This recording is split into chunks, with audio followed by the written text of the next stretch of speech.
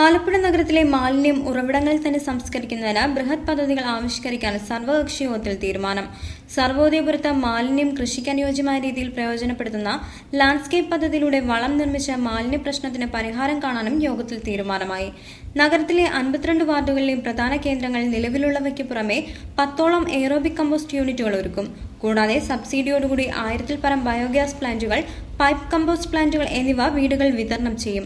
ഇതിന്റെ പദ്ധതി രേഖകൾ വരുന്ന കൌൺസിൽ യോഗത്തിൽ അംഗീകരിച്ച് മന്ത്രിതലത്തിലുള്ള പരിഗണനയ്ക്കായി സമർപ്പിക്കുമെന്നും യോഗത്തിൽ അധ്യക്ഷത വഹിച്ച നഗരസഭാ ചെയർപേഴ്സൺ മേഴ്സി ഡയാന മാസുഡോ പറഞ്ഞു.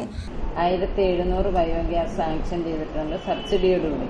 അതായത് 50% ഗവൺമെന്റ് സബ്സിഡി, 25% മുനിസിപ്പാലിറ്റിയിൽ നിന്ന്, 25 ഗുണഭോക്താക്കളുടെ കയ്യിൽ. അപ്പോഴത് വെച്ച് തുടങ്ങിയിട്ടുണ്ട്. പൈപ്പ് കമ്പോസ്റ്റും വെക്കാൻ തുടങ്ങി. അത്രയും വീടുകളിലെ മാലിന്യം മാറിക്കിട്ടും. അതോടൊപ്പം തന്നെ എയറോബിക് 5 സ്ഥലത്ത് സ്ഥാപിച്ചു കഴിഞ്ഞ് വീണ്ടും 10 സ്ഥലത്തും കൂടെ സ്ഥാപിക്കാനായിട്ട് സൗകര്യമുള്ള 52 വാർഡുകളിലും സൗകര്യമുള്ള സ്ഥലങ്ങൾ അന്വേഷിച്ച് 10 കൂടെ വയ്ക്കും.